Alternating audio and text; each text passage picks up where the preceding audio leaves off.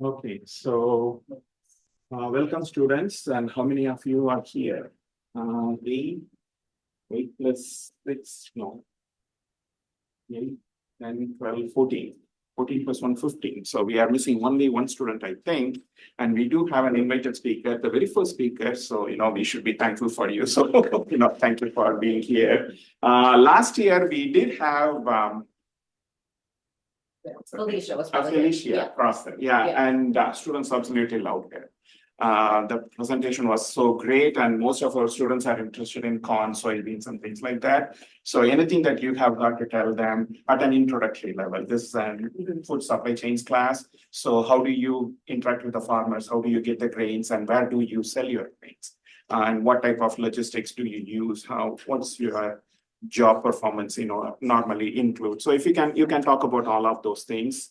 So having said that, students I did send an email yesterday, right? With a link to Top Hat where you can ask your questions. Sometimes, the cat gets their tongue, so they don't talk that much. So this time I thought I would try something new. So if you haven't answered, please go ahead and, type up your answer, or maybe even a thank you note if that is the case, okay? Just let me know if you have any questions, and maybe we can take up those questions at the end of the day. So how many of you have heard about Centerra before? Well, you are in a tough spot, so go ahead, get started. Thank you. Okay.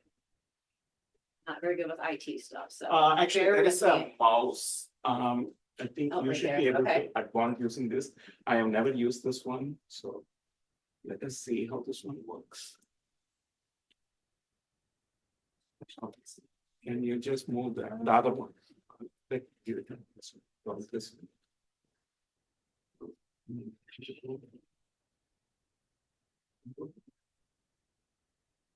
This one works. Okay, we will just do this. Okay. We'll go old school. Thank you. Thank you. Okay, so my name is Susie Spettle. I am a grain originator and merchandiser for Centerra Co-op. I've been there for about 7 years, but I've been in the industry for about 27 years. So, and I started out in agriculture, just kind of doing whatever needed. I worked at our local co-op right out of high school. Just kind of did whatever they needed. Delivered fertilizer, mixed fertilizer, spread fertilizer, graded grain, dumped grain, just whatever needed done. So that's kind of where I started. I actually went to school for medical assisting, and I did get my degree in that, but did not obviously pursue that career. So I just kind of worked my way through some different positions within the co-op, and eventually landed in the grain department, buying grain from farmers. So basically all of my education behind grain origination and merchandising was learned hands-on. So, so that's kind of where I came from. I live in Norwalk, Ohio with, we have 3 daughters. One of our oldest daughter went to ATI for a couple of years. She just graduated from vet tech school. Middle daughter is a dental hygienist, and our youngest is in 7th grade. So, they keep me busy, but so yeah, when I'm not working, I'm doing family stuff, but I do love my job, and I've always encouraged my kids to find something that you're passionate about. When I was your age, if you would have asked me if I was passionate about agriculture, I probably would have said no. I grew up on a farm and saw how much work was involved. And at that point in my life, just didn't think it was something I wanted to do. But long story short, I did find my way back to agriculture, and it truly is my passion. I love working with the producers, and just getting to interact with them on a personal level and help them with their operations. So the main part of my job is to sit down with producers and develop a marketing plan for their grain. So Centerra Co-op, I'll probably jump around a lot too, because I tend to go down a rabbit hole when I get on a subject, so I apologize for that. So Centerra Co-op, what is Centerra? We are a comprehensive agricultural cooperative based in Ohio, Pennsylvania. We deal with grain, propane, liquid fuels, agronomy. We've got country stores that have the equine pet feed supplies. Some of you have probably been to some of our country stores. We've got one here in Worcester. So we cover a lot of different territory and a lot of different products. This is just a map that shows where all of our locations are. These are not all grain locations. This would be every location we have. Some of them are strictly retail. Some of them are strictly agronomy and some of them are strictly grain. Some of them do have multiple business units working out of their locations. So our grain facilities, so I'm gonna focus on grain, obviously, because that's my area of expertise, but so our grain facilities that receive grain from farmers and ship out grain would be Andover, Jefferson, Wayne Township, Willant, and Coopers. Those are considered our eastern facilities. They're all Eastern Ohio and Pennsylvania facilities. And then we have Mansfield, Loudonville, Smithville, Sterling, which is strictly a feed mill, and Grafton. So those are considered our western facilities. I basically buy grain for those western facilities. We've got another grain buyer that focuses on the eastern facilities. Grain shipment modes. So our transportation modes that we use, most of our facilities are truck houses, which means the grain comes in by truck and it goes out by truck. We don't have any rail capabilities there. With the exception of these three facilities, Mansfield, Grafton, and Smithville. Mansfield can ship rail or truck. They can hold 90-car unit trains. Over the years, the railroads have gotten a little bit stricter on, they don't want to mess around with 2 or 3 or 5 or 10 cars. They want to pull a 90-car unit. So it's just making them more efficient and moving things around quicker. So Mansfield is our only facility that can load unit trains. It usually, they can load 90 cars in about 12 hours. So that is obviously the quickest way to get grain moving. Grafton would be rail, truck, or container. So Grafton can hold 25 cars. So they are considered a single car shipper. And they also haul out by truck and then containers. So Grafton is our only facility that we have, that we can load containers at. And when I say containers, it's, some people will refer to them as cans, but it's basically a semi truck that is a box. It's got the doors that open this way in the back. And what they do is they auger the beans into that truck, and then they build a wall in the back of the truck to keep the beans from obviously rolling out when you open those doors. Those containers go to Cleveland, so the rail yard, and they get put on a train, and then they get taken down to the ports to be shipped over to Asia. So we sell to markets directly overseas. So then Smithville, they would be rail or truck. They can only hold 3 rail cars, so they're a single car shipper. And then most everything else goes out of their truck. So we move a lot of truck product throughout the year, because obviously most of our facilities are strictly truck houses. So I mentioned, so as far as truck markets go, so these are some of our local markets, some of them that you may have heard of before. These are the markets that we would ship to by truck. There are a couple on here that we do ship single rail cars to. For instance, the Purina feed mills in Massillon.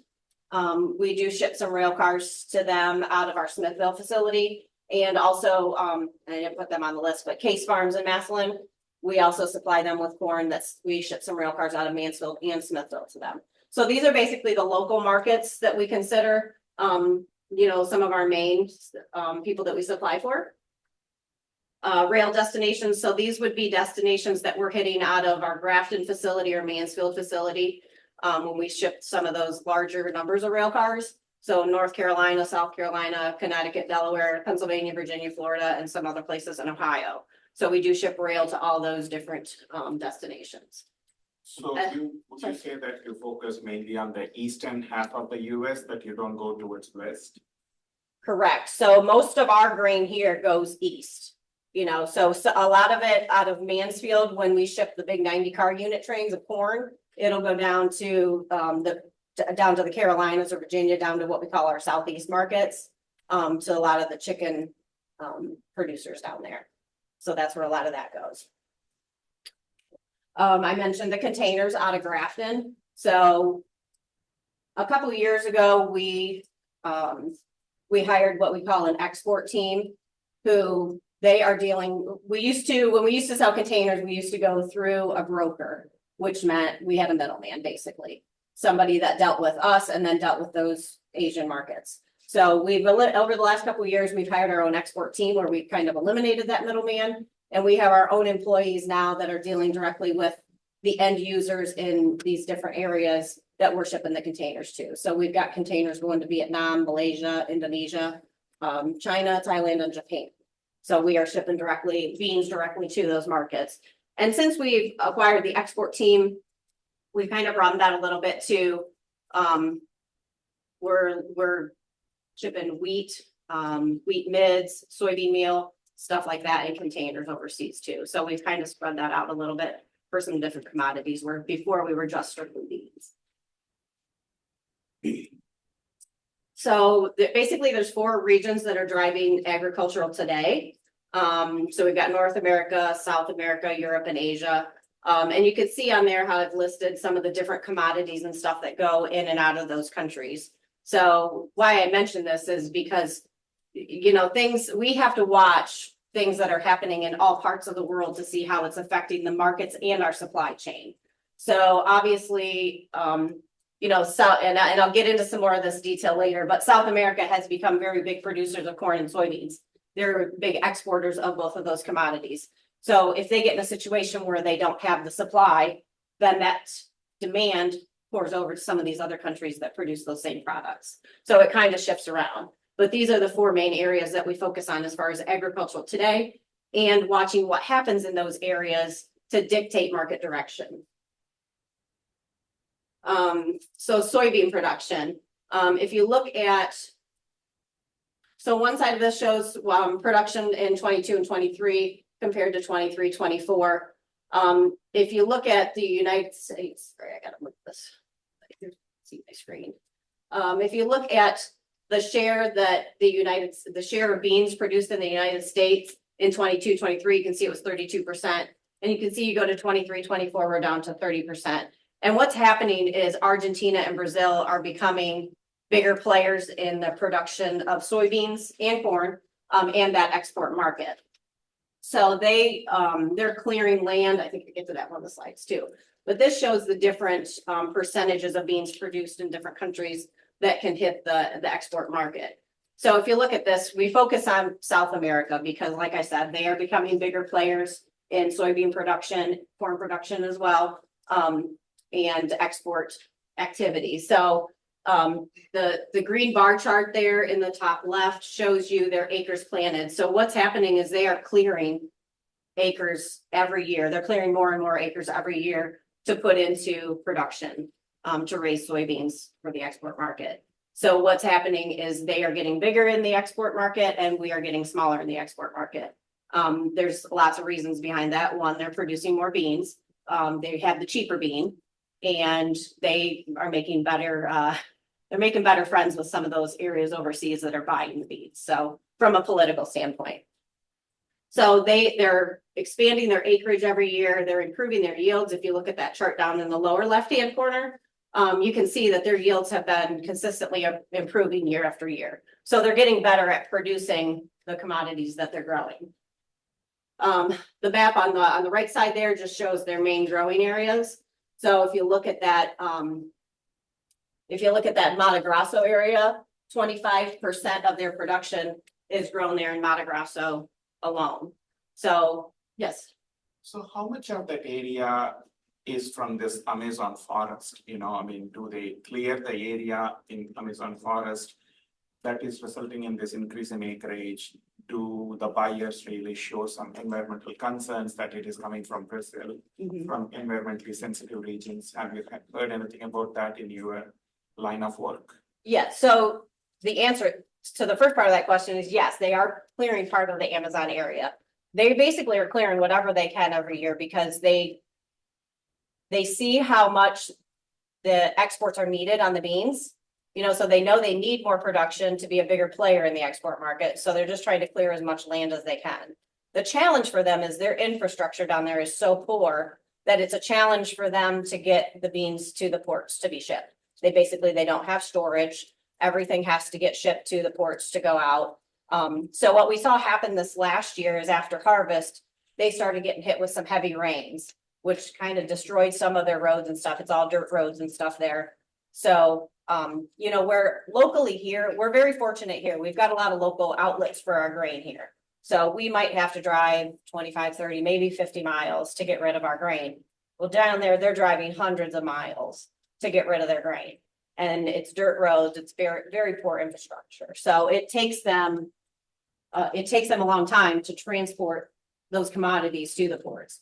So, what we'll see sometimes is, sometimes the workers go on strike down there or something, which affects all that flow. And when that happens, that pushes some demand over to the US beans, and we'll see our export sales pick up a little bit due to some of those issues. So, but yes, they're expanding acreage however they can every year. So I talked about that Mato Grosso area, being their biggest producing area. And this is a recent drought map in South America. So that's one of the stories that we're watching right now in the grain markets is the dryness in South America. They are getting into their planting season. So they're opposite of us. We're harvesting when they're planting. So we watch their weather as they get in planting season. They're starting out on the extreme dry side, which is creating them to have a little bit of a delay in their planting of their crop, which the reason we watch that is because it can push export demand back to us as well. It can indicate that they could potentially have a smaller crop this year.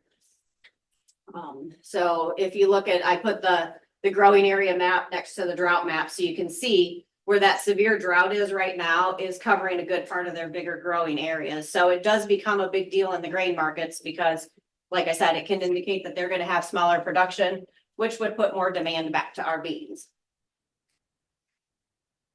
In 2024, the U.S. is expected to be the second largest producer, consumer, and exporter of soybeans.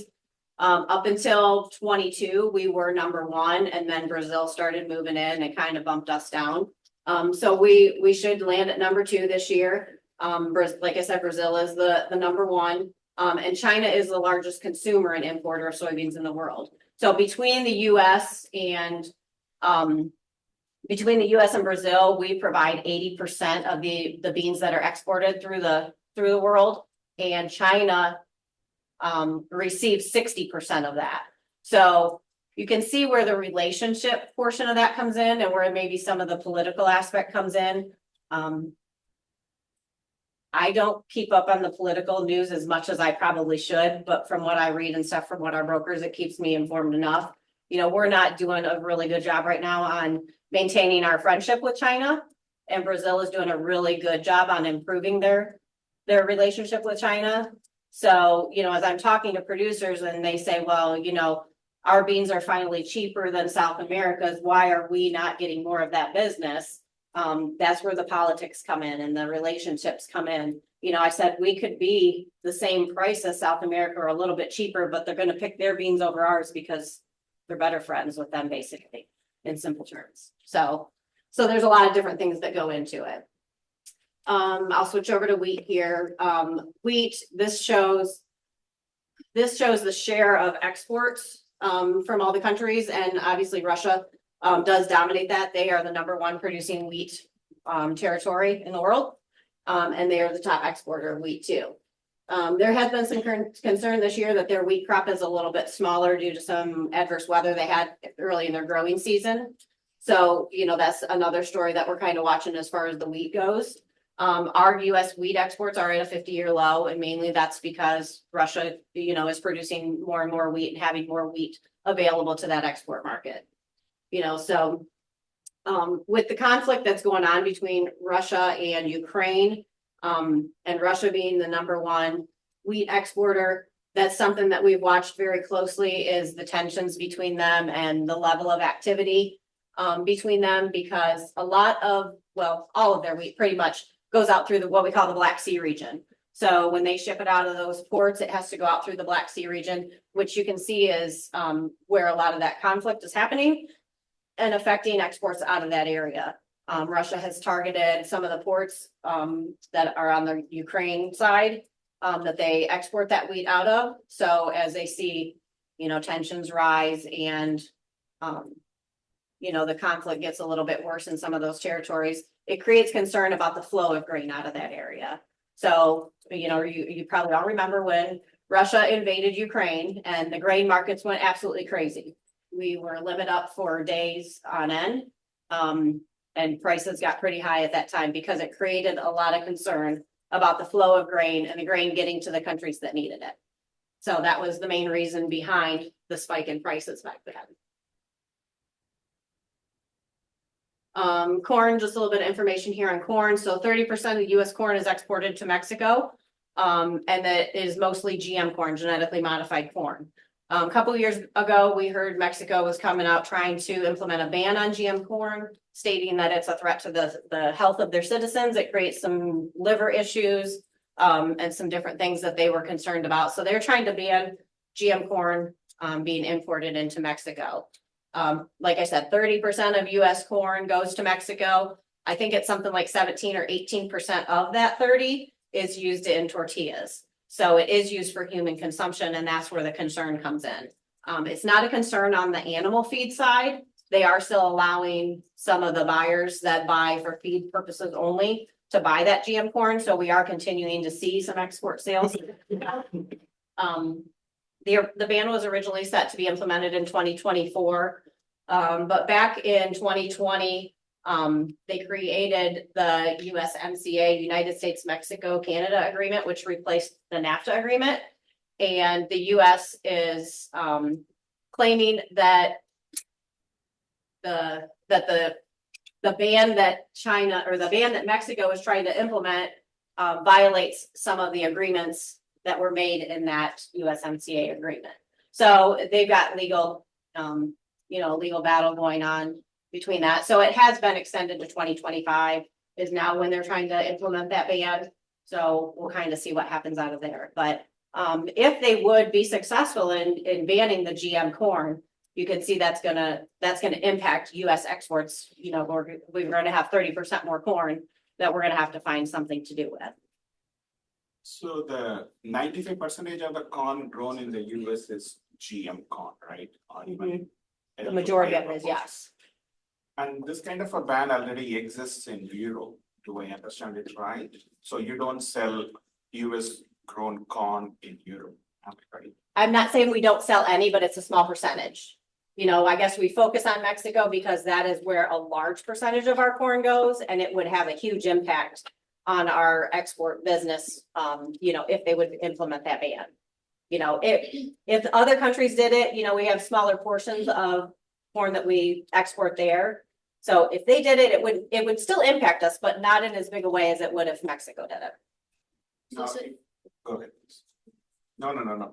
So since like 30% of it goes to Mexico, do you think that the US would change if the ban is like implemented? Do you think you would see a change in more non-GMO being produced? There has been some talk about that. So, we have had we've raised non-GMO corn in the US for years. We actually, we did non-GMO beans a couple years ago, but we have customers that raise the non-GMO corn. The challenge right now is the market is not big enough for it. So if this ban would come into place and we would try to make that shift, it would create a bigger market for the non-GMO corn.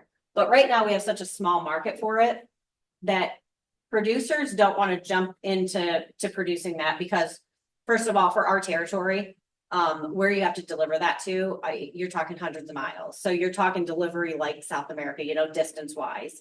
And the premium, there is a premium for it.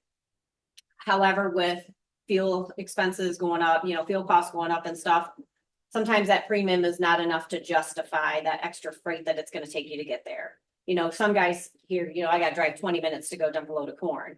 Where if it's the non-GMO, I might have to drive 150 or 200 miles to get rid of that to find an outlet for that. And maybe the premium is only 30 or 50 cents. And when you're talking, $3.50 fuel prices or whatever, they have to really kind of crunch the math and their time involved and stuff in it too, to see if it's worth it. So that's one of the challenges we've had. I've worked with several producers that have grown the non-GMO stuff over the last couple of years. And that's been their biggest discouragement in that process, is where they have to deliver it to. And sometimes the timeline on when they have to deliver it to, because some of those we call them specialty crops. Some of those are at buyer's call. So that means you've got to store it until that end user or that buyer wants to take it. And then, when they call and say they want it, then you got to deliver it. So does Centerra deal with non-GMO and organic stuff, or you just? We don't currently. We did do some non-GMO beans a couple years ago. The other challenge is segregation. So with the non-GMO, they have to go through a test, and they have to test 90% pure non-GMO. And when you're bringing multiple commodities into the facilities, it gets to be a challenge on keeping those segregated well enough that they're not considered contaminated. So when we did it, we actually leased a facility off of a producer. He had 500,000 storage and he wasn't using all of it. And he had it set up so he could keep things segregated. So we leased his facility and we took non-GMO beans in there. And we stored them there until after the first of the year, when then we had to transport them to our Mansfield facility because the buyer wanted them shipped out on rail cars. So in order for us to get Mansfield ready to receive those beans, we had to dedicate, we have 2 pits that we can dump in at Mansfield. We had to dedicate 1 pit to non-GMOs because we had to completely clean out the pit, the leg, all the equipment that those beans would flow through to get to the bin they needed to go to, had to be completely cleaned out. And so you can see the challenge for a facility that's taken multiple commodities. If you dump 1 load of corn through that particular pit, you got to start that clean out process all over again. So that's why we just dedicated that pit to it. Well, it happened to be during a time when producers really wanted to start delivering corn at a heavier pace. And so then we had 1 pit that we could dump corn in. Guys, it was, guys were waiting in line forever to dump their corn because we had this pit we were dedicating to beans and we were maybe only bringing 10 loads of beans in a day, but we didn't want to go through that clean out process every time and risk the contamination. So it's a tough balancing act when you're trying to do that and keep everything segregated. And the producer has to do that on their end too. If they're raising multiple commodities and storing multiple commodities in their facility, they have to go through that clean out process too. So that's where the challenge comes in. And it just, at that point, it wasn't enough of a premium to justify all the extra hoops they had to jump through. So, so currently we don't deal with any of those special commodities. I'm not saying we wouldn't do it in the future. But we'd have to have something, we'd have to have a pretty special circumstance, or a facility that we could dedicate to it would be ideal. So anyways, that's what could affect our corn export business going forward. So what gives market direction? I touched on some of these: geopolitics, the strength of the dollar. So for a long time, with commodity prices being so high, we were not really attractive in the export market because our prices were so much higher than some of the other prices, mainly South America. So with the commodity prices coming down like they have and the value of the dollar coming down like it has, it's made us more competitive in the export market. So we have seen our export sales business pick up over the last couple of weeks, which has given support to some of our commodity prices and, given them a little bounce here ahead of harvest. So energy policies too, those play a role in it. Global supply and demand is probably the biggest thing. You've got so much demand out there and you've got so much supply. And when your supply is greater than your demand, it pushes prices down. And that's the kind of market we're in right now. Every month USDA comes out with their balance sheet and they tell us, how much corn stocks are on hand and how much carryover we have that's going into the next crop and what we think the next crop production is going to be. And right now, if you look at our bottom line, our corn stocks numbers, they're growing instead of declining. So it means we're overproducing our needs right now. We're producing more corn than what we're using in the market. And part of that is from an export demand side. Like I said, for a while, we were too high priced in the export market.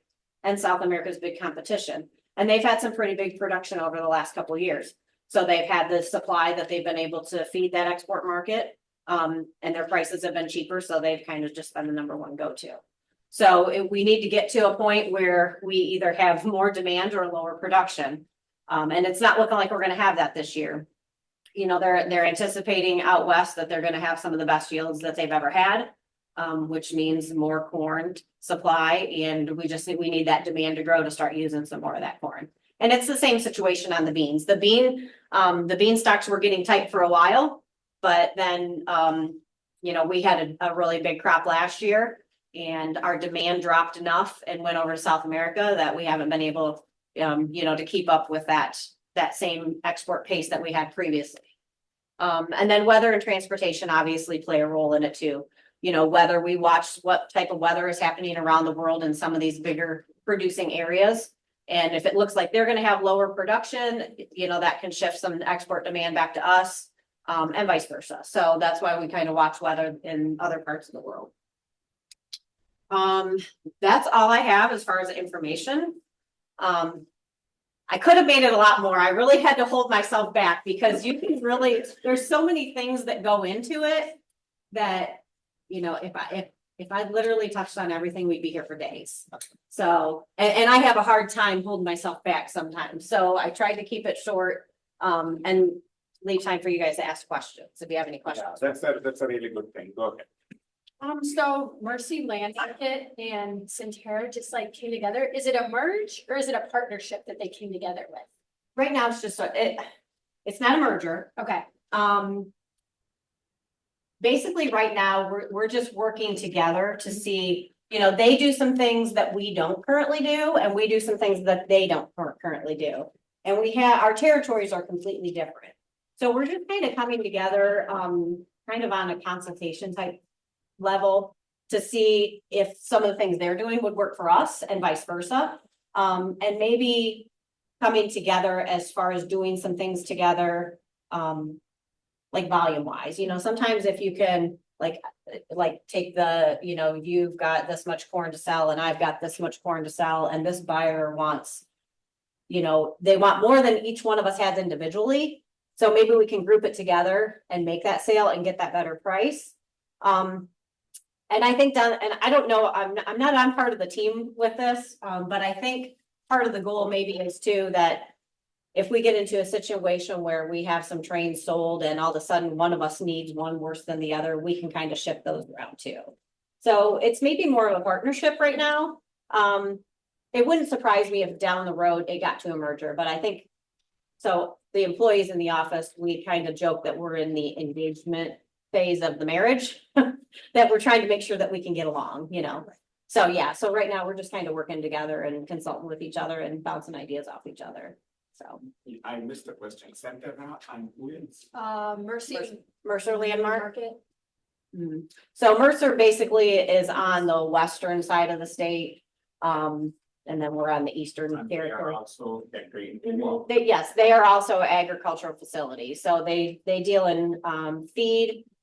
There's one business, they do not have retail where we have retail. So they have feed, propane, fuel, agronomy, grain. So and we have retail where they don't. So they're trying to see if maybe retail might work for them. You know, and then there's some different things that they're doing on the agronomy side.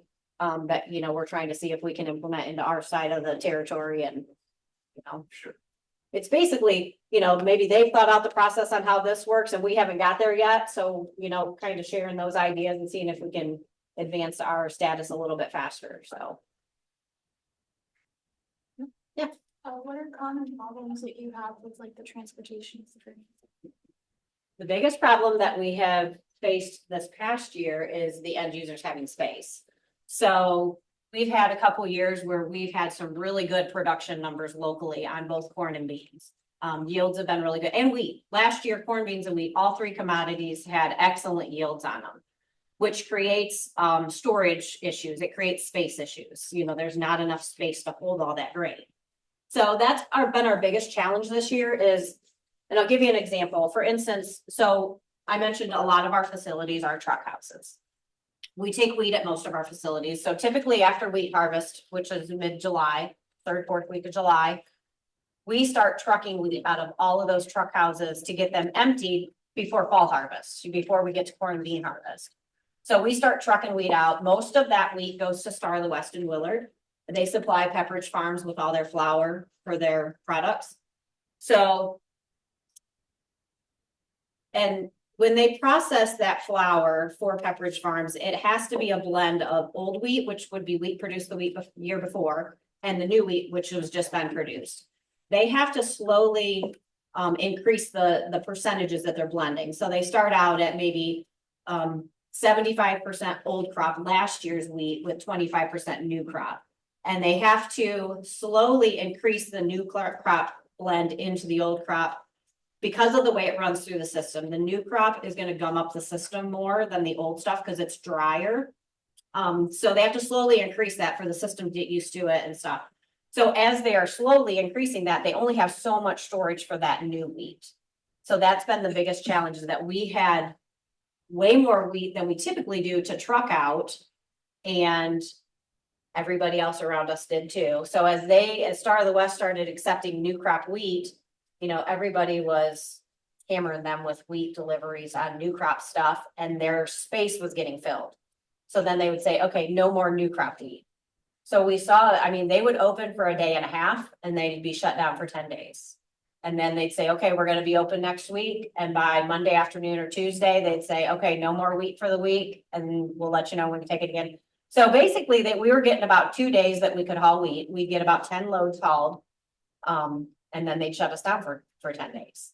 So that's been the biggest struggle, is getting that stuff out of there. Typically, we like to have all of our wheat trucked out before May. And we were receiving new crop wheat in this year as we were still trying to ship out last year's wheat. So, and we've seen the same thing on corn. We had such good corn yields last year that all the local markets and stuff that we ship to, they're getting plenty of corn. So they, you know, the space has been filling up fast. So that's been our biggest struggle, is just space. Oh, how many bushels can like all your facilities as a whole hold? I should have looked that up. Or Mansfield alone can hold like 6 million, and they are our biggest facility. So I'm gonna say we move about 36 million bushels through all of our facilities each year, but that's turning some of them multiple times. Like our Grafton facility, we probably turn that facility. And what I mean by turn the facility is we fill it up and ship it out probably 3 to 4 times a year. So, and most of that is beans going on containers. So we typically ship roughly 100 containers a week. So, you know, we've constantly got beans coming in and out of there. So, and we use Grafton to, we bring beans from our other facilities into Grafton, and then they ship out on containers. So we use some of our other facilities as a storage method for Grafton too. But yeah, we turned 36 million. As far as what our complete storage is with all the facilities, I can't answer that honestly, but. So you said earlier that you do marketing plans. So does each producer have to have one to They don't work have with you? Or is it just like, what are the pros and cons of having it? Yeah, so no, they don't have to. I mean, it's their own choice to do that. So, and everybody runs their operations a little bit different. So when I say I develop marketing plans with producers, we're sitting down and looking at what is their cost to produce that crop, you know, and we look at everything that goes into it. So when I'm talking to a producer, I said, okay, we need to know your cost of production. So they need to know, and it's real estate taxes, or land rent, fertilizer, you know, fuel to, you know, work the ground, plant the ground, whatever, everything goes into that. And they say, okay, it costs me $700 an acre, you know, to plant beans or corn or whatever we're working on. And so then we break it down to, okay, what is our break even? You know, how much based on an average yield? And when I'm starting out with an average yield, I usually look at corn around 180 and beans around 55 or 60 bushel per acre. You know, if they say it's really good ground, then we might push it to 70 or you know, 200 on the corn. But we try to keep a conservative yield. And so then we figure out how many bushels per acre, you know, do we think we're going to produce based on our average yield? And what price do we need to sell that for now just to cover our input costs? And so that's the kind of things we're looking at when we're developing a plan. The other things we have to look at is, does the producer have on-farm storage? You know, is he capable of storing some of that crop and delivering it later? Because most of the time, the market is going to pay you a little bit to store that crop and haul it later. So we look at those things. Can they store part of it? When do they need the cash flow? You know, that's probably one of the biggest things, is when do you need to generate cash? Do you need it before the end of the year, or after the first of the year, or just before spring planting? And then we look at, okay, when is the best time for us to make sales based on all that criteria? And so that's when we start looking at the prices for that time frame. And then we put targets out there. So we have multiple types of marketing tools that they can use. And one of them is target contracts, where they say, if beans get to $10, I want to sell 1,000 bushel. So we put that order out there. If the markets get to that point where we can get them that $10 a bushel, we go ahead and fill that contract column and let them know they have it. So those are the kind of things that we're talking about when we're developing a marketing plan. Everybody's going to look at their stuff differently. Some guys that have their own trucks say it doesn't cost me anything to haul it to the elevator. So that's telling me that they don't have insurance on their truck. They're not paying a body. They're not paying for fuel in it. there's always a cost involved, you know? And that's probably one of my biggest pet peeves is when a guy tells me, it doesn't cost me anything, I have my own truck, you know? Well, your time's worth something too. So, you know, we look at all those kinds of things. So like I said, everybody's gonna look at it a little differently. Some guys aren't going to, you know, put real estate taxes and some, you know, some things like that into it. Some guys are gonna look at it and say, okay, this is everything I have that costs money to produce this crop. Plus, I wanna pay myself this, and they will actually put their salary in the cost of production and say, I need this to break even. So, you know, those are the kinds of things that we're hashing out. They don't have to have a plan. But a lot of times what's gonna happen is we're gonna get into harvest and they're gonna be like, oh crap, I don't know what to do with this. And so now we're at the last minute making these decisions. And so we maybe don't have as much time to think out a good plan. And we're kind of just grasping at straws at that point. So I always encourage guys to look ahead, you know, and try to have a plan on what you think you need to do. And we're not looking out at just this crop either. There are guys that like to only look at the crop they're producing now. Some guys won't make any sales until the crop's in the ground and coming out of the ground. They want to see that coming up before they're comfortable selling anything. And then I have guys that are contracting stuff for 2027. You know, so it just depends on their comfort level and how much risk they're willing to take. So, but I always encourage guys to look out a little bit, you know, really you should be marketing the crop about 18 months out. So. Do you see the grain markets coming back to what they were previously? And obviously they're down. Yeah, they can. The potential is there. So, you know, like I mentioned, we're watching weather in a lot of the different areas. So, you know, on wheat, we're watching what Russia's potential is for exports. You know, we're watching weather in Australia and Argentina because Australia and Argentina look like they're going to have some bigger wheat crops this year. You know, and they're in that top 5 exporters for wheat in the world. So we're watching their weather too. South America, as far as beans and corn go, you know, if they do stay in a drought situation and planting gets delayed, or, you know, they're in a drought through the growing season where they're going to have a smaller crop, those kinds of things can make our prices come back. So the potential is there. It just depends on, you know, and that's the thing, you know, we're watching weather in South America because they're extremely hot and dry right now. It's delaying their planting. One rain will probably knock 20 cents off the market, you know, and it doesn't mean that they're out of the woods and that it's saved their crop and everything's all good now. But that's just the way that the market reacts to things anymore. It's so drastic. Very impressed with the discussion. Cheers. I know she mentioned that you guys are kind of having a partnership right now. Is there any other way that you guys are expanding? I mean, we have done some internal expansions where we put up some grain bins, or we just put in some new fertilizer storage and stuff up at our Valant, PA facility. We've put in some new gas pumps in the area and some new propane distribution. I don't want to call it center, but propane distribution areas. So we are expanding like our residential propane.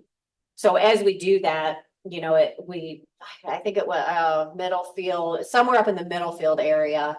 They just put in a propane distribution station where we put some big tanks up there and the trucks can go there to fill up to deliver to the different residential areas. So we've done some things like that. But we are looking into building a new grain facility. We have been talking about it for a few years now, but it's all about finding the right spot. You know, obviously when you build a grain facility anymore, you've got to have rail access. So you've got to find property that's close to a rail line where you can, you know, ship out those big unit trains. You know, and then there's all kinds of stuff that has to go into it. So, you know, you want to make sure you put it in an area where there's plenty of bushels that can feed that facility, and good transportation to get it out of there too. So Do you guys buy facilities from other like so the last acquisition we had was where and this was before I came on board. But it used to be Town and Country, and basically that was the facilities on what I call the western side of our territory, the Mansfield, Loudonville, Grafton, that area, merged with Western Reserve Co-op, who would be the Andover, Jefferson, that area. And when that happened, so those two companies merged, And at that time, there was our facility that was in Valant, PA. Was actually a Deerfield facility, and we did buy that facility from Deerfield then. So we kind of had a merger, but then we did buy a facility with it too. So the answer is yes, we would be open to buying facilities if it was within our territory and it made sense. We don't want to buy one that's right next door to another one that we have. Not saying that we wouldn't, but we may not operate it in the same capacity that it's in today. We may use it as a storage facility. So. Last time when Felicia was here, she mentioned something like your competitors, like ADM and other Cargill and other people, they may very well be, standing outside your facility, trying to learn who those farmers are that are selling to you, so that they can convince them to sell to them. Yeah. Does it happen? I mean, how often? It does, yeah. So, some of it's not so much with Cargill. I guess the biggest one that we see would be like Poet. The ethanol facility, and Bunge, the bean processor up in Bellevue. So as far as buying direct into their facilities, we do see some competition with them, but as far as Bunge goes, they have reduced their manpower over the years. They've downsized their labor force. So they prefer now to try to buy grain in bigger chunks. Then to go out buy 5,000 off this guy and 10,000 off this guy and 2,000 off this guy. They want like 150,000 or 200,000 right in one chunk. So that's where we've established a pretty good relationship with them where, we'll go out and we'll buy all those little, pieces from the farmers and group it into one and sell to them. And we've got a pretty good relationship with them as far as that goes. So we don't really get much competition from them as far as them going out and trying to buy directly from our what we call our producers. Obviously, we don't own them, but from our customer base, Poet prefers to buy just directly from the farmer because they can usually buy it cheaper from the farmer. Because if we call and say we want to sell you 250,000 bushel, we try to get something better than what we call their posted price. So if they say they're paying this to the producer today that comes across the scale, we're going to push them and say, look, I'm going to bring you 250,000 bushel. Can you do a little better than that? And they don't like that, so they don't mind buying the 5,000 and 10,000 bushel at a time. As far as Cargill and ADM, they don't have any facilities really within our trade area. Where we have some competition from them is they have some buyers in the area that are buying grain from the producers. It ultimately gets delivered to us on Cargill's behalf. So they're just trying to get those producers to use their different marketing programs and stuff. But ultimately we are still getting those physical bushels. So. So you mentioned earlier about like having a low demand and kind of high yields of grain. So how do you manage like the supply that's coming in with the grains? Well, so that's been a challenge this year because what we saw happen is we saw really good corn yields last year. And so guys stuffed corn in every bin that they had, they stored it however they could. They stored as many bushels as they could. And then the prices started to dip lower. So they left that corn in storage. So now what we're seeing is these guys have all this corn in storage and we've got another harvest right knocking on our back door. And so now they're kind of scrambling to get rid of all these old crop bushels. So we're seeing a good flow of corn come in now that we typically would have saw 3 or 4 months ago. So we're getting this last minute corn in. So what it's going to do, it's going to create some space situations early in harvest as we start seeing that new crop come into. It's not allowing us to get completely emptied out. So from a supply standpoint, I mentioned the end users that we sell to. What we've seen happen the last couple of years is these end users will try to anticipate how many bushels they need to get them to the next harvest. So we consider the new crop for corn to be October 1st. So they look at this is how much corn we need each month to get us through till October 1st. And they try to buy that ahead. And what's happened this year is harvest is, the corn crop got planted a little bit earlier. The crop's going to come off a little bit earlier. And we had all these bushels, produced last year. So these guys are holding it. So last couple of years, what we saw the end users do is maybe harvest was a little bit later those last couple of years. So they thought, okay, I've got supply till the October 1st, but the new crop really isn't going to start coming in until the 15th. So I need to cover that last 15 days. So what they would do is improve their basis. So there's 2 parts to the cash price. There's the Chicago Board of Trade futures, and then there's your local basis. And that's what they're willing to pay you over or under Chicago for that corn. So we saw the basis levels on corn get to like $1.85 over Chicago, which is huge. And I think there was a lot of guys waiting for that to happen this year, but we had so much supply out there that the end users weren't really scrambling for corn bushels because they're naturally coming in because these guys are trying to empty out their bins. You know, so I mentioned that, you know, last year we might have been $1.80 over Chicago.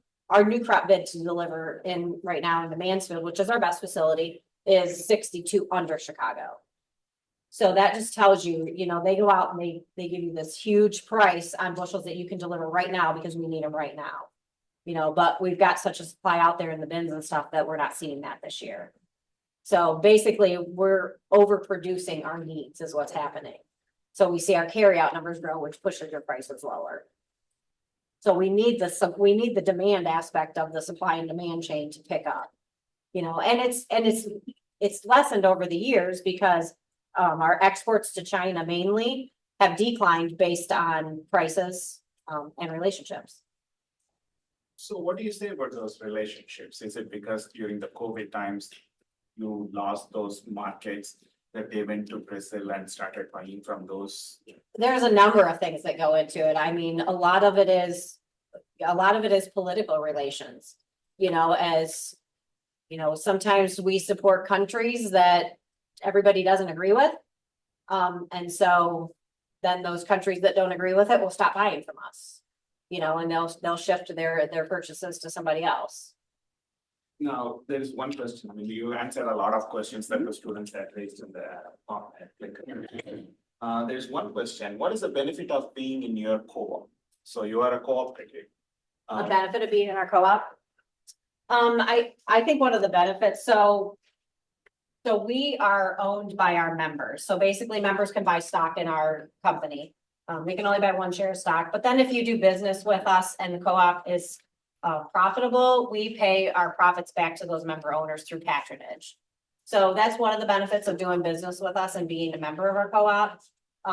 You know, I think a lot of it too is just, you know, we try to bring the best products that we can locally to our producers. And being that we are owned by our members, if our members aren't successful, we're not successful. So, you know, I don't think you're gonna see, you know, the co-ops out there maybe price gouging. You know, we're not gonna inflate the prices to, you know, just make a ton of money. And even if we do and we make a ton of money, you're gonna get it back in the end in patronage.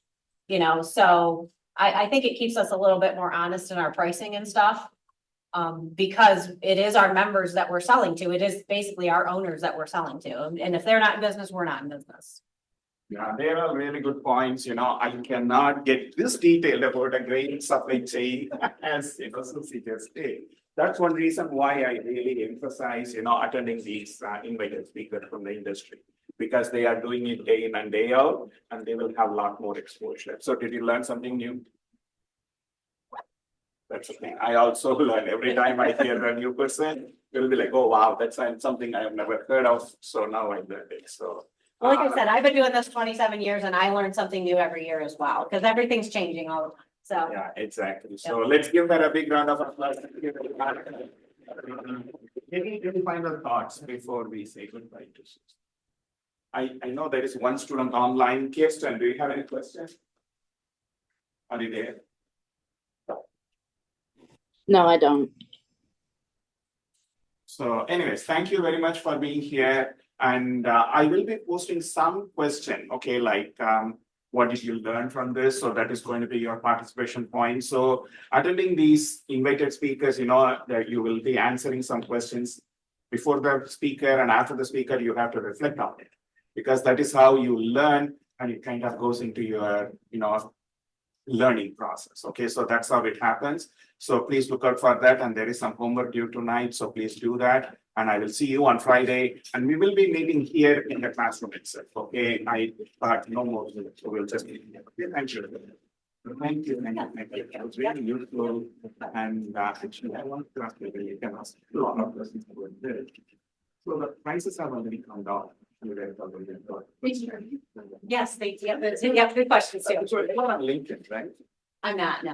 Okay, but I will probably send them your contact information so that. Yeah, absolutely. Yeah, I think she has a question. Okay. Okay, so yeah, this kind of has to be after the fact, so, I do an expert interview plan, Thank you. and I was interested in grain merchandising, I did for FFA. I did a grain merchandising. So, I was interested in if you wanted to. Try. I don't consider myself an expert, but. You've been doing it long enough. I have, yeah. Okay, Yeah, all right, yeah, well, sure. I will send you an Okay. email then, Okay. and then I don't care if you wanna do Zoom or in person,